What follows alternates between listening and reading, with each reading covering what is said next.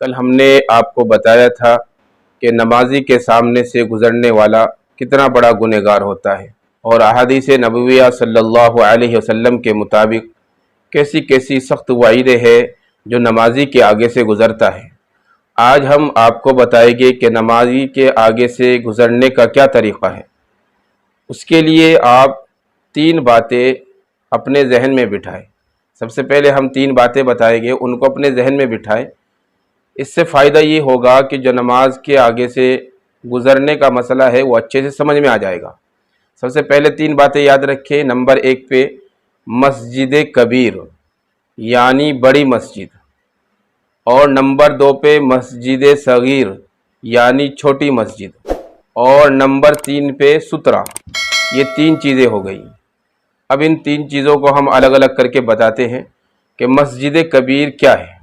مسجد کبیر وہ ہے جو پیمائش کے لحاظ سے 40 شرح گز لمبی اور 40 شرح گز چوڑی ہو، وہ مسجد کبیر ہے، اور 1 شرح گز 1.5 فٹ یعنی تقریباً 18 انچ کا ہوتا ہے۔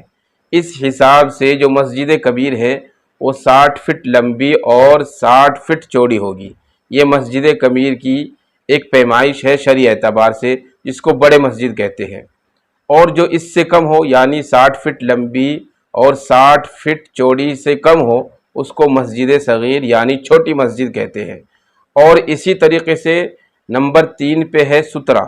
سترہ کسے کہتے ہیں؟ سترے کی مقدار یعنی نمازی کے سامنے کم از کم 1 ذراع یا 1 ہاتھ، یعنی اس کا مطلب کیا ہے؟ ہاتھ کی جو ہماری بڑی انگلی ہوتی ہے اس سے لے کر کوہنی تک تقریباً 2 بالشت، اتنی لمبائی کم از کم سترے کی ہو، اور موٹائی ہاتھ کی جو چھوٹی انگلی ہوتی ہے اس کے برابر موٹائی سترے کی ہونی چاہیے، اور فٹ کے حساب سے تقریباً اس کی لمبائی 1.5 فٹ بنتی ہے۔ یعنی سترے کی جو فٹ ہے، فٹ کے حساب سے لمبائی ہے وہ 1.5 فٹ ہے، تو 1.5 فٹ کی کوئی لکڑی ہم نمازی کے سامنے گاڑ دے تو اس کو سترہ کہتے ہیں۔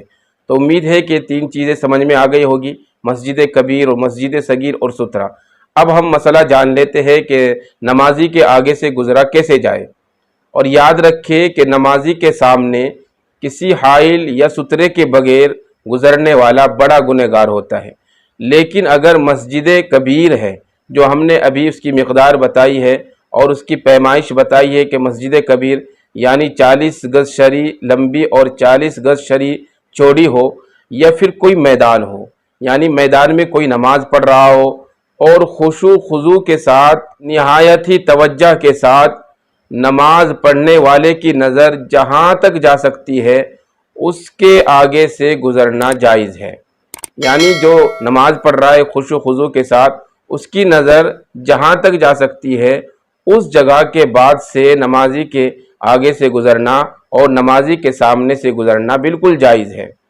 اور آسانی اور سہولت کے اعتبار سے، اور سہولت کے لیے ہم اس کو اس طرح اس کا اندازہ لگا سکتے ہیں، یعنی نمازی کے سامنے جو جگہ ہے جہاں تک اس کی نظر جا رہی ہے اس کی مقدار 2 یا 3 صف رکھی گئی ہے، لہٰذا 2-3 صف یعنی تقریباً 12 فٹ نمازی کی نظر جہاں تک جا رہی ہے اس کے بعد سے 12 فٹ تک 3 صف کم از کم ہونی چاہیے۔ 12 فٹ کے بعد ہم نمازی کے آگے سے گزر سکتے ہیں۔ اور یہ جو مقدار بتائی ہے یہ مسجد کبیر کی بتائی ہے یا میدان کی بتائی ہے۔ اور اگر نمازی کے آگے کوئی ستون ہے یا کوئی سترہ ہے تو ستون اور سترے کے پیچھے سے گزرنا بالکل جائز ہے، اس کی اجازت ہے، بلا تکلف گزر سکتا ہے۔ اور اگر سترہ بھی نہیں ہے، کوئی ستون بھی نہیں ہے، تو پھر مسجد کبیر کے اندر ہم نمازی کے سامنے سے 3 صف یعنی 12 فٹ جگہ چھوڑ کر گزر سکتے ہیں۔ اور اگر مسجد صغیر ہے تو پھر ہم کوئی سترہ وغیرہ رکھ کر نمازی کے سامنے سے گزر سکتے ہیں۔ اور اگر کوئی سترہ وغیرہ کی کوئی چیز نہیں ہے تو پھر نمازی کے سامنے رومال وغیرہ کر دے اور رومال وغیرہ نمازی کے سامنے کر کے گزر جائے۔ اس طریقے سے بھی ہم نمازی کے سامنے سے گزر سکتے ہیں۔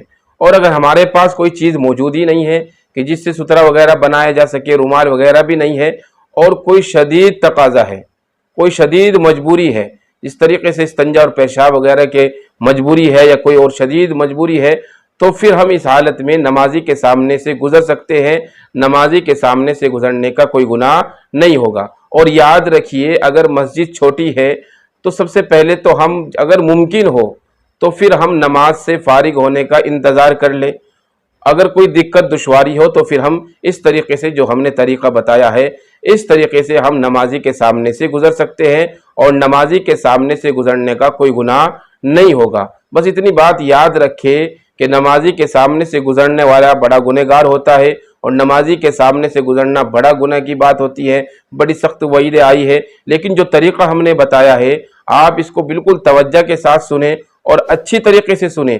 اس طریقے سے اگر ہم نمازی کے سامنے سے گزرے تو پھر اللہ تبارک و تعالیٰ کے ہماری کوئی پکڑ نہیں ہے، اور کوئی ہمارے اوپر کوئی عذاب بھی مسلط نہیں کیا جائے گا، کیونکہ یہ شرعی اعتبار سے جو چیز بتائی گئی ہے، اگر ہم شریعت کے اعتبار سے اور شریعت مطہرہ کے اعتبار سے اس چیز کو اپنائیں گے اور اس چیز کو سامنے رکھ کر ہم اپنے مسئلے پر چلیں گے، اپنی شریعت پر چلیں گے، تو پھر انشاءاللہ اللہ کی ذات سے امید ہے کہ ہم سے کوئی مواخذہ کوئی پکڑ نہیں ہوگی۔ تو امید ہے کہ آپ حضرات کی سمجھ میں یہ بات آئی ہوگی اور یہ مسئلہ آ گیا ہوگا کہ نمازی کے آگے سے کیسے گزرا جائے۔ اللہ تبارک و تعالی ہم سب کو عمل کی توفیق عطا فرمائے۔